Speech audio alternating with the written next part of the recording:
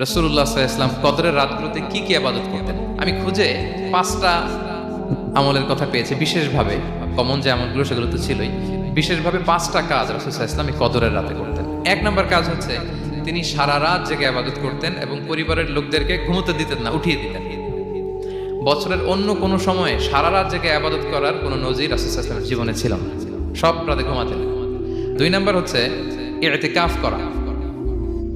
রাসূলুল্লাহ সাল্লাল্লাহু আলাইহি ওয়াসাল্লাম রমাদানের শেষ 10 দিন ইতিকাফ করতেন। আমাদের আয়েশা রাদিয়াল্লাহু তাআলা আনহা বলেন, কানা ইয়াতাকিফুল আশরাল আওয়াখির মিন রমাদান, রমাদানের শেষ দশকে তিনি ইতিকাফ করতেন। হাত্তা তাওয়াফাহুল্লাহ, ওনার ইন্তেকালের আগ পর্যন্ত এই অভ্যাসটাই তিনি জারি রেখেছেন। সুম্মা আতাকাফা আজওয়াজুহু মিন বাদি, তারপরে ওনার স্ত্রীরা ইতিকাফ করেছেন। আরেক বর্ণনা এসেছে ইয়াতাকিফু কুল্লা রমাদানা 10 আইয়াম, প্রতি রমাদানে তিনি 10 দিন ইতিকাফ করেছেন। কিন্তু যেই বছর তিনি ইন্তেকাল করবেন সে বছর তিনি 20 দিন ইতিকাফ করেছেন। প্রতি রমাদানে 10 দিন,